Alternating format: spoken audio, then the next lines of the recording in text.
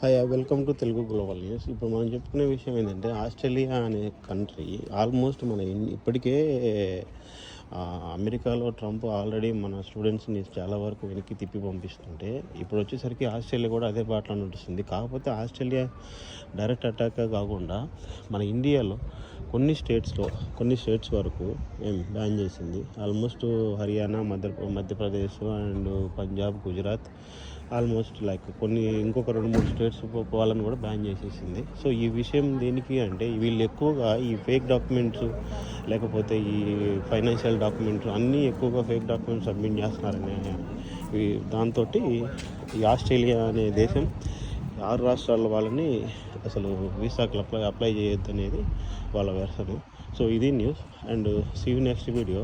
And Trump కూడా almost అసలు ఇండియన్స్కి ఎటువంటి వీసాలు ఇవ్వద్దు, ఎటువంటి జాబ్స్ కూడా హైర్ చేసుకోవద్దు అనేది ఒక వెర్షన్ చెప్పాడు.